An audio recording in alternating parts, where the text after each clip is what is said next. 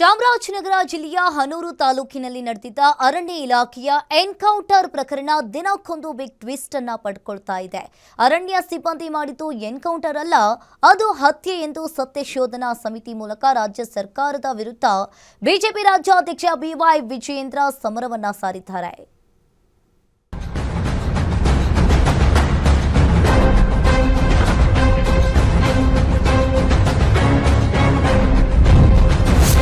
Hanur encounter ಕೇಸ್ಗೆ twist ಕೊಟ್ಟ ವಿಜಯೇಂದ್ರ.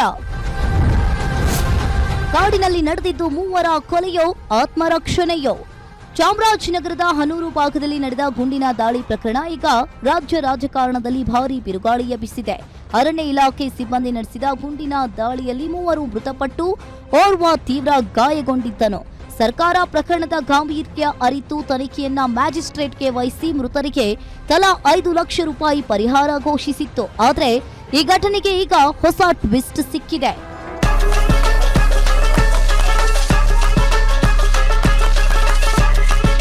ಮಾಜಿ ಸಚಿವ ಎನ್ ಮಹೇಶ್ ನೇತೃತ್ವದಲ್ಲಿ ಕಳುಹಿಸಲಾಗಿದ್ದ ಬಿಜೆಪಿ ಸತ್ಯ ಶೋಧನಾ ಸಮಿತಿ ನೀಡಿದ ವರದಿ ಆಧಾರದ ಮೇಲೆ ಬಿಜೆಪಿ ರಾಜ್ಯಾಧ್ಯಕ್ಷ ಬಿವೈ ವಿಜಯೇಂದ್ರ ಸರ್ಕಾರ ಮತ್ತು ಪೊಲೀಸರ ವಿರುದ್ಧ ಗಂಭೀರ ಆರೋಪ ಮಾಡಿದ್ದಾರೆ.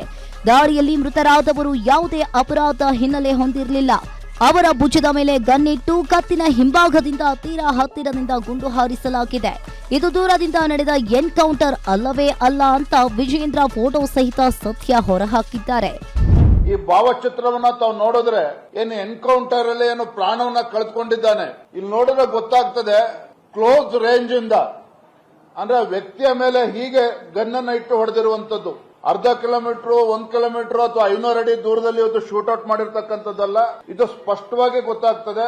ಆ ವ್ಯಕ್ತಿಯ ಪಕ್ಕದಲ್ಲಿ ನಿಂತ್ಕೊಂಡು ಅರಣ್ಯಾಧಿಕಾರಿಗಳು ಭುಜದ ಮೇಲೆ ಗನ್ನನ್ನ ಇಟ್ಟು ಶೂಟ್ ಮಾಡಿರ್ತಕ್ಕಂಥದ್ದು ಮೇಲ್ನೋಟಕ್ಕೆ ಸ್ಪಷ್ಟವಾಗಿ ಗೋಚರ ಆಗ್ತದೆ. ಮತ್ತೊಬ್ಬ ವ್ಯಕ್ತಿಯನ್ನು ತಾವು ಭಾವಚಿತ್ರ ನೋಡಿದ್ರೆ ಇಲ್ಲೂ ಕೂಡ ಅದೇ ಲಾಂಗ್ ರೇಂಜ್ ಇಂದ ಶೂಟ್ ಮಾಡಿದ್ದಾರೆ ಅಂತೇಳಿ ಯಾವುದೇ ಸುಳಿವು ಕೊಡೋದಕ್ಕೆ ಸಾಧ್ಯ ಇಲ್ಲ.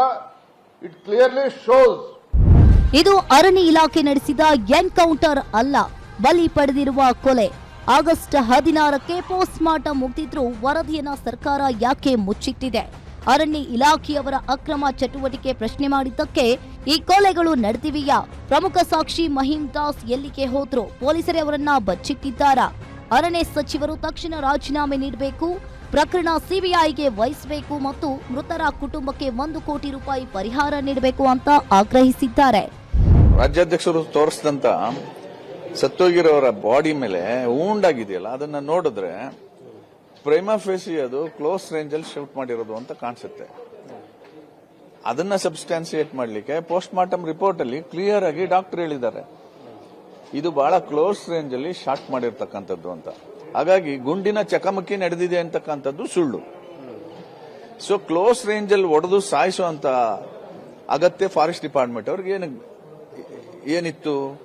ಮೋಸ್ಟ್ ಪ್ರಾಬಬ್ಲಿ ಫಾರೆಸ್ಟ್ ಡಿಪಾರ್ಟ್ಮೆಂಟ್ ಅವರು ಏನೇನು ಅನಾಹುತ ಮಾಡ್ತಾ ಇದ್ದಾರೆ ಆ ವಿಚಾರಗಳು ಈ 4 ಜನಕ್ಕೆ ಗೊತ್ತಿರಬೇಕು.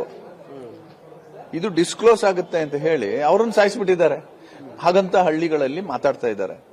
ನಮ್ಮ ಜೊತೆ ಕೂಡ ಅದನ್ನ ರಿಪೋರ್ಟ್ ಮಾಡಿದ್ದಾರೆ. ಹಾಗಾಗಿ ಇದ್ರ ತರೋ ಇನ್ವೆಸ್ಟಿಗೇಷನ್ ಆಗಬೇಕು ಅಂದ್ರೆ ಸಿಬಿಐಗೆ ವಹಿಸಬೇಕು. ಒಟ್ಟಿನಲ್ಲಿ ಹನೂರು ಎನ್ಕೌಂಟರ್ ಪ್ರಕರಣ ದಿನಕ್ಕೊಂದು ಮೈಲುಗಲ್ಲು ದಾಟ್ತಾ ಇತ್ತು. ಸರ್ಕಾರದ ನಡೆ ಬಗ್ಗೆ ಸಾರ್ವಜನಿಕವಾಗಿ ಸಾಲು ಸಾಲು ಪ್ರಶ್ನೆಗಳು ಏಳ್ತಾ ಇವೆ. ಬಿಜೆಪಿ ಎತ್ತಿರುವ ಈ ಗಂಭೀರ ಆರೋಪಗಳಿಗೆ ಸರ್ಕಾರ ಯಾವ ರೀತಿ ಪ್ರತಿಕ್ರಿಯಿಸಲಿದೆ? ಮಹೀಂ ದಾಸ್ ಎಲ್ಲಿದ್ದಾರೆ?